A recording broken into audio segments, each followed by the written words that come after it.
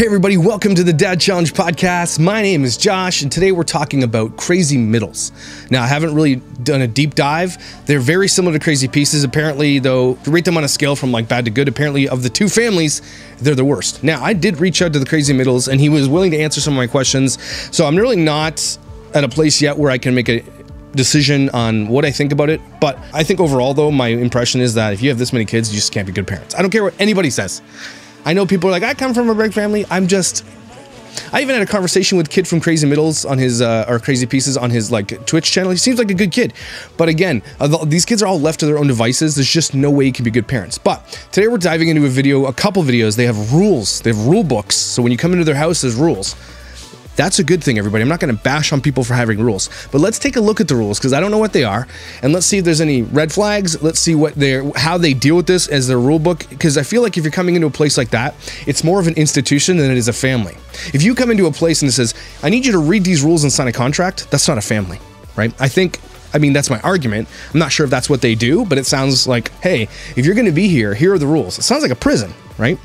So that's what today's video is going to be about. It's going to be a short one. I say it's a lie. But before we do that, guys, we got to dance. We got to do this. It's going to be party time. Let's go! Yeah, oh.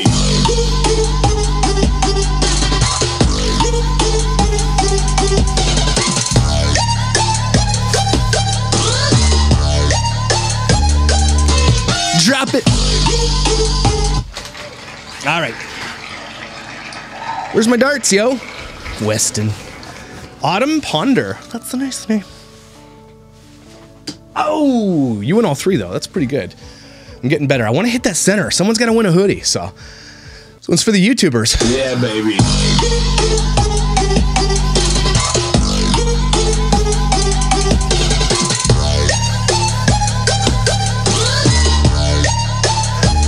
Twerk it, twerk it, twerk it.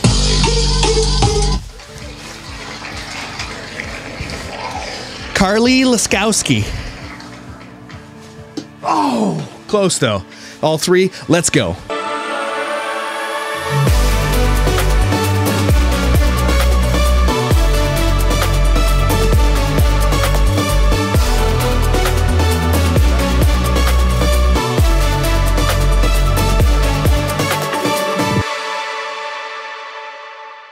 So you don't know who the Crazy Middles are. They are, I think the mothers are sisters of Crazy, so I think Crazy Pieces and Crazy Middles mothers are sisters, I think I'm right. Anyway, they have 438,000 subscribers, and they are, hey, we're the Crazy Middles. We originally had 2 children and decided we wanted to adopt, which is great. We decided to try foster care for the adoptions. We searched out children that had siblings that had been separated from and put them back together. We have adopted 18 kids from foster care, 1 adopted in our hearts, which I've recently learned that it's just not a legal adoption, but they into the family in their hearts, and 2 biological. Altogether, we have 21 kids. We hope our story will inspire you to want to adopt and help children in foster care as well. They have 130 million views, almost 131 million views. Insane. That's a lot of money. They're pretty big, right? And I think recently one of their big videos that people have been, you have to cover this, is their 18-year-old got pregnant after meeting a guy for like 2 months or some weird shit. They are definitely Mormon. Okay, that's one big thing. And if you sort their videos by most popular, which is what I do, emergency kits is for teen girls. It's a period one. Surprise, surprise. Gross. 3 million views. You talk about there's a whole line of girls there talking about period kits, emergency kits. That's their most watched video? Really? Okay, good. Missing sister, lost in foster care. They again, they're the same as Crazy Pieces. They reveal a lot about their kids. There was one video on here that I wanted to cover a little while ago. Like, don't pee yourself. Has tons of views. Like, they have a lot. There's ones where they talk about this one story. I don't really like it, where they brought her in and told her story about how, like, her problematic history and her where she came from and all the stuff that went down. Again, this is not their stories to tell. And that's one thing I'll always stand on when it comes to Crazy Pieces and Crazy Middles and anybody who adopts for clout on YouTube. Now, it has to be stated that they do this and they make money about this, okay? They have an Assumptions About Us video. Maybe I'll look into that later. But today we're going to dive right into just the rules. So I know there's not much here, but we're going to talk about them and see if there's anything going on. Again, when you come into a house as an adopted kid and they hand you a book of rules and maybe a contract you have to sign, nope. That's all I'm saying there, okay? I get it, but it's almost like you need to because you have 20 kids and you have to like, okay, here's our expectations. There's nothing wrong with having expectations, but let's just take a look. Maybe I'm wrong. Hi, Keep It Crazy family. Today, we are doing something that we have wanted to do for years. Yeah. It needs to be said, these videos are not on their YouTube anymore. I think they're on their Facebook, but they're not on their YouTube channel, unless I'm mistaken. I don't think so. And something that we know that you've wanted to see for years, because we see it in the comments Almost all every day there's the time. comments. Every day it's in the comments. So today we are going to do The Rule Book. Okay. We are so excited today to be able to share a rule She must be way older than the other Crazy Pieces sister, because the Crazy Pieces sister acts like a teenager. with you. I know that in a previous vlog that we did, we talked about not being able to share this because we're with a production company that didn't want us to. Well, we're no longer with that production company. Excuse me? Again, what? You were the production company that said don't share your rules? Why? What? What the heck? Again, that... What else do I need to say right there, except for the fact that you're the production company that's telling you how to do your vlogs? So are they really sincere if you've got a production company saying, don't do any of that stuff? That's a red flag. We can share How is a production company going to tell you how to raise your kids and your family and what you put online? You guys see a problem with that? with you. So Jared and I are going to take turns. Our rule book is probably about 16 pages long. 16 pages of rules. Here's a rule in our house, beat teen pregnancy. We're going to do this in part 1, and tomorrow you'll see part 2. Jared and I are going to take turns reading each rule. Let's get started. The first one is probably one of the most important ones. Let me guess. Don't piss on the floor in the bathroom. It's on attitude. Oh. So it goes, the problem is not the problem. The problem is your attitude about the problem. Do you understand? No. So they got that from Captain Jack Sparrow, who is a fictional character from a Disney film. Makes sense. Attitude is everything. Find the positives in everything and everyone. Attitude is a choice. No one can make you mad or make you happy. Your attitude is off. What? This is a parent? Are you saying that no one can make you mad? Have you seen kids? My daughter's in the stage right now pissing her little brother off to no end and loves it. Yeah, they can make you mad. They know how to press your buttons. What kind of rule is that? So if someone's pushing your buttons, pushing you around, doing the thing, your attitude matters more than what they're doing, your actions. That to me sounds like it's victim blaming. So already right there, nope. Is your choice. I mean, you could have said, hey, look, it's good to have a great attitude. If someone is causing you to, act out, come to one of us as a parent and say, it's important not to fight back, right? It's important not to retaliate. Maybe the retaliation is a thing, but the idea is that your attitude matters more than what they're doing to you is victim blaming. Expect a respectful and good attitude. And they're bad actors. Not just with us, but with everyone in our family. Body language. Attitude drives behavior. Your body language is a result of your attitude. An example is when you roll your eyes or stomp your feet. We consider that to be having a bad attitude. Please be respectful. They're kids. You expect kids to... it's funny because really? What are the kids going to get? It's a kid's like, yeah, sounds good. Rule 2, don't forget rule 2. I don't know what rule 2 is. This kid's 5. He doesn't know what rule 2 is. Choose your body language responsibly. Babysitting. I can be responsible by knowing and doing what is expected of me. Be responsible. You are the adult when we are gone. We expect you to be responsible, loving, and treat everyone fair. Why are they the adult when they're gone? What? Watch and play with the kids. You should know what every child is doing every second that they are in your care. This is... You are the adult when we're gone. We expect you to be responsible, loving, and treat everyone fair.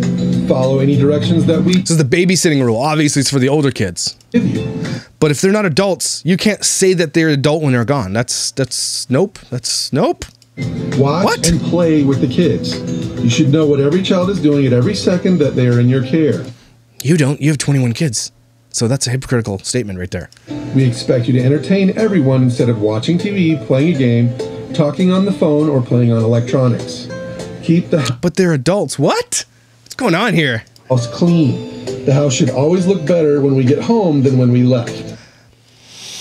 I'm getting weird vibes from these rule things. It's almost like they have these kids in here to like do things like babysit and labor and clean. And I understand, I understand that my kids have rules. Like my kids have chores. There are chores. But the vibe I'm getting is weird about this. Like that's maybe why they took this down. It is your responsibility to make sure the kids clean up any mess they made. Call us if there's anything that's a problem. Bedtime. First of all, I have 4 kids. I can't get anywhere. How do you leave with 21 kids in your house? Where do you go? How could you possibly go anywhere? That's your job is 21 kids. You don't get to go anywhere. That's you chose this for life. You don't get to go. Bedtimes vary depending on your behavior and your maturity level. They sometimes can be adjusted daily. Chores and showers are to be taken before 7 p.m. or 7 is your new bedtime for that night. Again, I'm not against rules, everybody. Don't get me wrong here. It's too institutionalized. Does that make sense? They're coming into an institution. These are gross, right? This is not conducive to, like, I would never do this. My kids know the rules, and if they break the rules, they get, there's punishments, but there's not like written rules like, maybe I'm doing it wrong. I just feel like this is very impersonal. It's almost like, I don't like it. You will not be reminded of this, so please keep track of time. You're not going to remind your children, your tiny kids, about shit? Are you shitting me? I have to remind my 19-year-old every day to do something. You're not going to remind kids. So the punishment is, I don't like this. I thought this was going to be like, oh, I get it. None of these so far I'm on board with. Your teeth should be brushed and flossed before your bedtime. Okay, that's a normal rule. Depending on how old you are, bedtimes vary. Age 16 to 18 has no bedtime. As long My house too. as you don't wake up anyone, bother anyone, you stay in the house. You also have to demonstrate that you can get Stay in the house if you're 18? the next morning and be ready for school with a good attitude the following day. Otherwise, your bedtime becomes 10 o'clock. On occasion, those with good behavior. How do you keep track of all the misdemeanors here? Do they have a misdemeanor board? I feel like, again, institutionalized. There's no way you can keep track of 21 kids and the misdemeanors that they all do, because they all will. Don't forget, most of these kids, 19 of them, I guess, are coming from likely trauma, okay? And so there's going to be major misbehaviors and missteps in this household. How do you keep track of it? More institutionalization. Does that make sense? That's, to me, they might be very loving parents, don't get me wrong, but it's stepping into like it's almost like a camp. It's like a summer camp. Here are the rules, everybody. Put your plate on your head and everybody say dinner time. It's weird. It's just weird. It's Christian-y. Good grades will be allowed to have no bedtime or decide their own bedtime. That's basically no bedtime. Here when being babysat. When we leave you with a babysitter, we expect that you will be on your best behavior. A phone call from babysitter is not to be, here are the consequences. A phone call from the babysitter about your behavior not being good could result in a consequence. We will beat you with a bat. No, it's a joke. They aren't going to do that, probably. More like a grounding, or you lose your tablet, timeout time. I wonder what the consequences are. I wonder if they talk about that. We expect you to listen to the babysitter, go to bed on time, no fighting, no horseplay, no going outside. Again, the babysitter is one of their older kids, right? Clean up after yourself.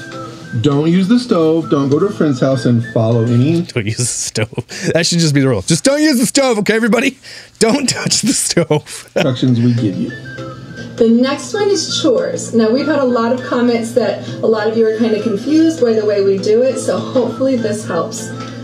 We love a clean house. You earn a chore by leaving out something of yours. If you never leave out anything, then you won't have any chores except for keeping your room clean.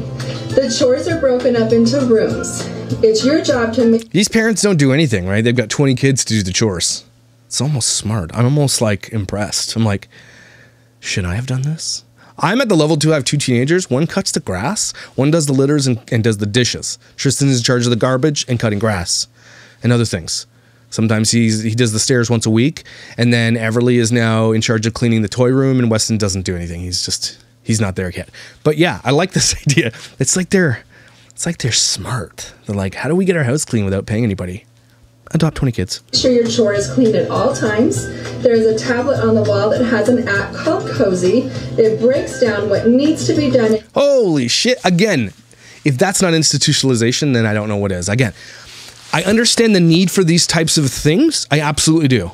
But you have 20 kids, and that's why. So again, it's not conducive to a loving family environment. Maybe loving is not the right word, but to a family environment that's natural and not just broken down by rules and timestamps and all these kinds of things. Again, you cannot keep track of this.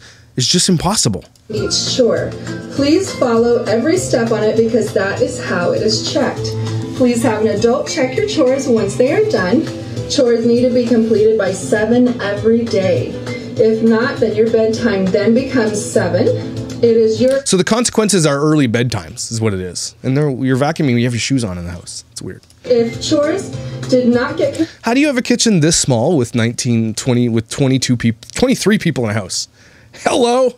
You would need literally a massive commercial kitchen. Completed, you will be... Must be their old house. Expected to wake up at 5:30 the next morning and finish them. We love to see when kids help each other. No, you love to see when kids do your shit for you. Church. Oh, here we go. Church is every Sunday for 2 hours. Church is every Sunday for 2 hours. You need to be completely ready for church 30 minutes before we go. You do not Good luck with that, bro. How many girls do they have in this house? Nope. have to join the church, but we do expect you to go every week without complaining. Don't have to join the church. So they're Mormons. They're basically, Mormons is more of a club than it is like it's an institution. Christian church does not, you don't have to join a Christian church. I mean, you could be a member when you're older, but a church generally, non-denominational speaking, my type of church, there's no joining a church. You just go. So Mormons are different, right? You go and you join. You get you go on missions, you do all this kind of stuff. They're saying you don't have to do that, which is great, but at the same time, they are forced to go to church on Sunday. I was going to do a video about this one day for Ministry Monday, talking about should we bring our kids to church. I'm still going to do that, and I don't know what to think about this yet, but Mormon church, no, you shouldn't bring your kids to Mormon church. Behavior in church is to be respectful and reverent. So what is it? Do they have to wear undergarments? Oh, no, because children don't have to till you're 18, so that's irrelevant. Good behavior is rewarded with a family movie and popcorn after church. So what happens if one of the kids isn't behaved? Do they all lose it, or that kid has to go to the room while you have a movie? Sundays can be very busy and sometimes rushed, so please help out where you can. When we come home, please hang back up your church outfit, or if it's dirty, please put it in your hamper, not on the floor. Kids may have church activities during the week, such as Boy Scouts, activity days, and mutual. Please listen in church to find out what time and where yours will take place.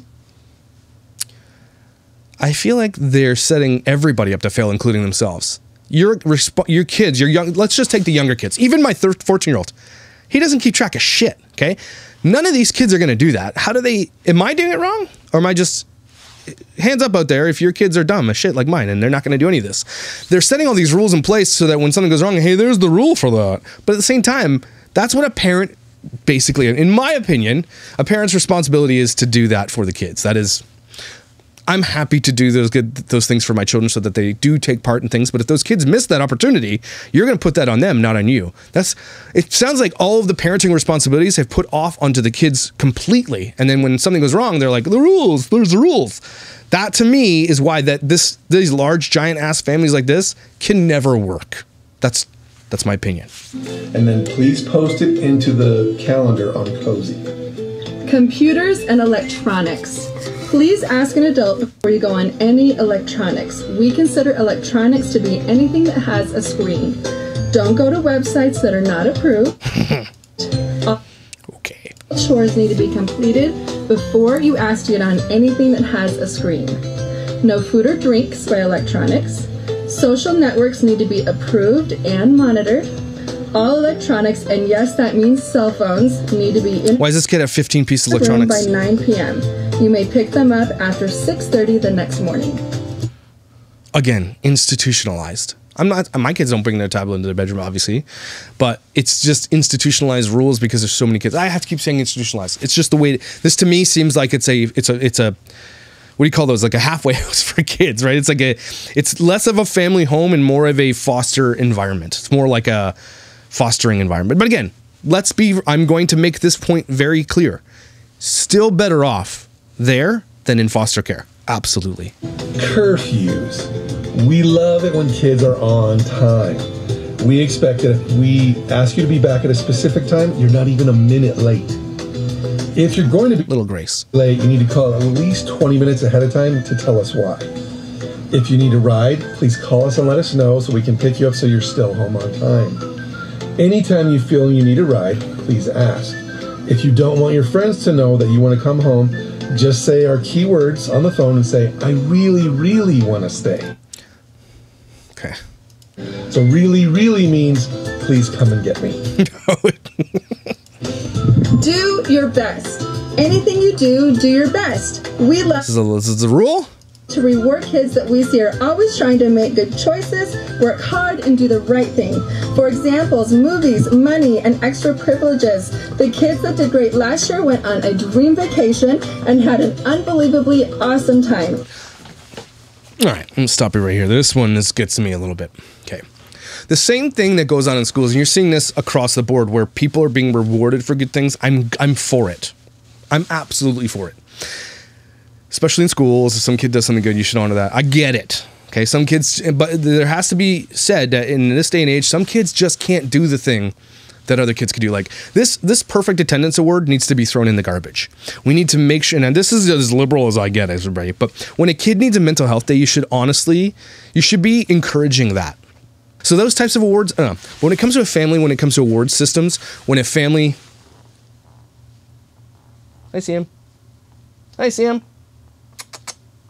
Hi, buddy. There's Mr. Sam. So what it seems to me like is that, hey, buddy, if you're going to reward a kid for doing good, that's great. But what if the other 15 kids didn't do as good as that kid? That kid gets to go do something special and the other kids don't? I don't know how I feel about that. I don't like it.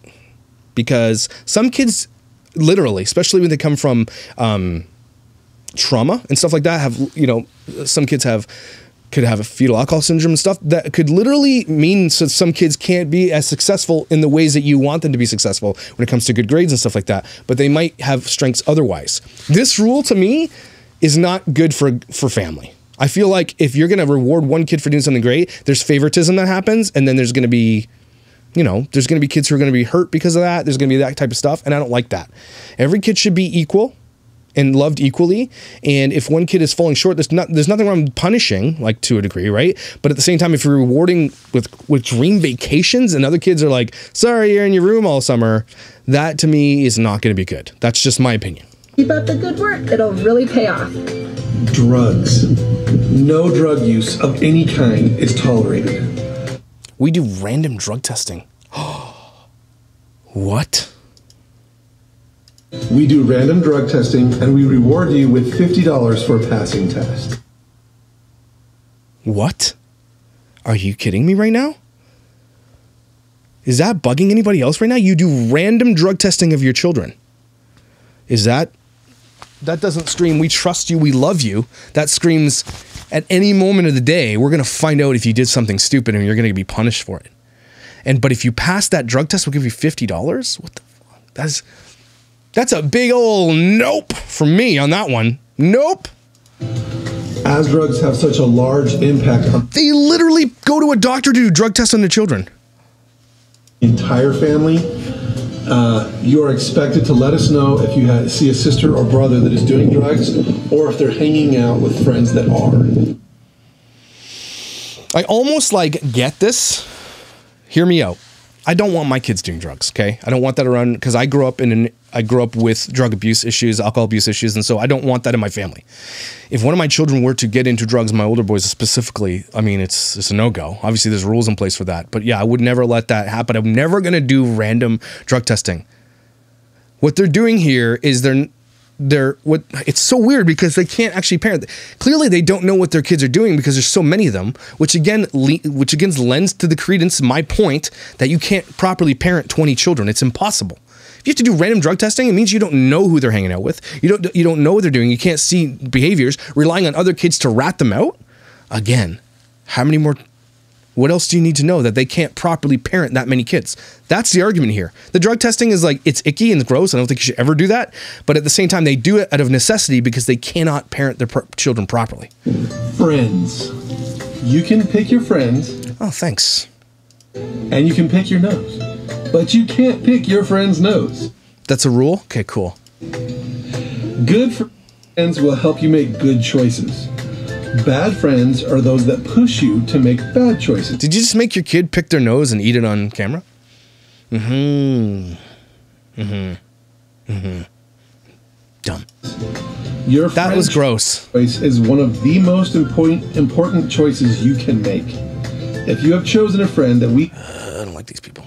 Feel is not a good influence on you, then you will not be able to continue your friendship with that person or group.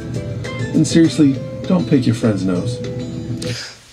This one's hard too, because as a parent of a teenager, I'm glad Tristan has, actually, Tristan's probably like the craziest of his buddies. He's the one who gets injured the most. He does the craziest stuff. So luckily they're like, hey, don't hang with Tristan. But Tristan has really good friends. Picking your kid's friends is stupid. But at the same time, I do get what he's saying here, that I would not want my kid to hang out with bad kids. Right? Tristan, we had to move him. I'm not going to say it. Well, there's something that we had to do with Tristan because something happened at school, and he just ended up being with the 5 worst kids in his class, and they all would egg each other on, and so we changed that. So I am in agreement with this. At the same time, there needs to be a place where this family seems to be like, hey, we're all about redemption. Let's bring people in who need that. But they should be teaching that to their children, and maybe, I don't know, that's a hard one. Because every parent would say this too. I don't want my kid hanging around with kids who are bad influences, do drugs, do all stuff. So I do get that. But it also depends on them, their siblings ratting each other out too, right? Because they cannot know that. Getting along. In a large family, sometimes it can be hard to always get along. Nobody gets along. Please be patient and speak kindly to everyone. Great. Nice rule. Nobody's gonna adhere to that rule. Grades are really important in our house. Kids who get good grades get extra rewards and privileges all the time. Kids who get C's and above can get a cell phone. We feel grades are in your hands. You will hardly ever hear us say, "Is your homework done?" Please be responsible and care about your grades enough to be self-motivated and do the assignment that need to be done. What was that? We love to help with homework or extra tutoring. Please ask us if you need help. This one I agree with. Good grades should deserve rewards. I think we give like $50 an A or something like that. That's something we do. But COVID's been a bitch here at this house. Nobody's doing good. But I do agree with rewarding with good grades. Yeah, I have no problem with this rule. If you have a decent average, you get a cell phone. I get that. Cool. I have nothing to say against. There's nothing bad. I can't think of anything bad about that. Okay, so that was our first rules. There's also a part 2 about this, so we're going to go through that in a minute. But overall, again, most of those rules are general family rules. I do get that. But what the difference is between a general family rule of a family like mine with 4 kids and a family with 21 kids is that it becomes institutionalized by tracking with apps, by relying on people to rat on each other, by rewarding some and not others, which turns into favoritism, which then, goes into like, we don't know if you're doing drugs, so we're going to do the random drug testing one is a big effing nope for me. Like that, to me, it's like, okay, we don't trust you. We know you're coming from, trauma. A lot of these kids who come from adoptions and fostering will cycle back into that. That is just numbers. That is just how this works. That's why in Canada, we're very lucky. My boys get treated by the government very well. As soon as they were taken out of custody of their mom, the government puts in place an RESP, which goes towards their education. Tyson has like thousands upon thousands upon thousands of dollars for his school. As long as he's in school, he can spend it. Tristan has the same thing. When he's ready to go to college, he will have thousands upon thousands of dollars that the government put in that we now invested to make it bigger, right? Those things are good. They also get to go to school for free here, basically for free, within reason, because they were crown wards at one point, which means that they were wards of the state, which was a U.S. term, but they're crown wards here because they're owned by the Queen, because we are under the crown. So there's a lot of great things here for kids, because I know that a lot of kids will cycle back into poverty, back into crime, back in all those things that they came from because of trauma and attachment disorders and things that came from. So 21 kids, it's crazy, but you should not be doing random drug tests. You should not have that many kids. If you have to do random drug tests because you don't know, that's too many kids. Can we agree on that? I think that's one of the things that really got me here. That's a no-go for me. So there's just, it's again, the word institutionalized comes to mind when it comes to these types of families, right? Are they loved? Likely. Sure. People can give love to lots of people, but when it comes into a place where you walk into a place, they didn't talk about what the consequences were for all these rules. What happens if you have a positive drug test? Okay, you don't get the $50, obviously, but what happens? Do you get kicked out? I don't know a lot about this family. A lot of people do know. Have kids been kicked out, removed, whatever the case may be? What has been happening? Again, when it comes to this other rule, but this 18-year-old girl getting pregnant, we're going to go down that route. And apparently they're starting to vlog about it. So they're perpetuating this vlogging lifestyle that brings them money. Let's not forget, 21 kids, mostly sibling groups, they're making hundreds of thousands a year the government is giving them. I want to say that. He did reach out to me. I want to see if he responded to me in that. I want to see if he said anything on that, because that is very, very important, right? They're making hundreds of thousands of the government because Kids are expensive. So something happened. He did respond to me, but then I think they've deleted their comments since. That's sad. Okay, so it looks like he deleted the messages that we had. So I basically was asking about the money and stuff, and he skirted the issue. Likely they saw me do the video about crazy pieces, so they're like, obviously they're gonna peace out on that. This family is, when I do the next video on their rules part 2, we're gonna do more of a deep dive into these types of families a lot, because it needs to be uncovered. I need to reach out, and if someone lives in Arizona and understands foster care system in Arizona, reach out to me. I want to dig into that. I'm actually going to call a foster care agency and an adoption agency out there and see and get the real numbers. We have to dive deep, because not only are they perpetuating exploitation of children online, specifically for like emergency kits, emergency room visits, kids getting injured, telling their stories, telling their trauma, telling their past, all that kind of stuff. They're making a lot of money, right? If I go to their videos, and we go in each 20 hours ago, they do almost 3 or 4 days a week, and they're clearing about, 115, 130,000, 160,000, about 160,000, 200,000 views they're making on each video. They're making hundreds and hundreds of thousands as well off YouTube. So they need to perpetuate this, and the issue is that what happens if this falls apart? If they're breaking rules, do they show foster kids? I'm sure they do. So we're going to dive down that path too. Crazy Middles fans, if you're listening, leave your comments, leave your rebuttals, leave your arguments. If you're dumb, you're going to get featured on a Crazy Middles stands rebuttal education video, because you're dumb if you think that this is okay, because none of this is okay. Okay, none of it. The only thing that's really okay is if they didn't have a YouTube channel and they did this. They were independently wealthy and they fostered and adopted kids without putting them on the internet. That would be okay. Ish. Because 21 kids, I don't care if you're on YouTube or not. Nope. Random drug tests? How is that a positive family environment? That is very much being like in jail or in like a juvie or that type of thing, right? That to me, right there, #1 major red flag that we need to look at and keep talking about. Anyway, everybody, take a deep breath. This family, I think we're going to find some shit that's going to be crazy. Like, they're talking about kids' surgeries and all this stuff. It's nuts. I don't like it. I don't like it. But if I'm missing something, if I need to know something, reach out to me. Let's dive into it. This stuff needs to be stopped. YouTube eventually is going to have to deal with these issues for all these kids who are going to exit these families. All these kids are going to sue their families. They're going to sue YouTube. They're going to sue social media because they didn't have these kids' permission. It's going to be massively crazily lucrative for all these lawyers who are going to sue on behalf of these children as they get older. It's going to get crazy because these parents made tons of money, and likely these kids get allowances, they get to go to school, they do get the benefits from it all. But what happens when the fallout? You don't think if 21 kids is going to be a major fallout of one of them, they're going to say, I want my money that I was owed during the time. You know what I'm saying? It's going to happen. I promise. If it's not already sort of happened.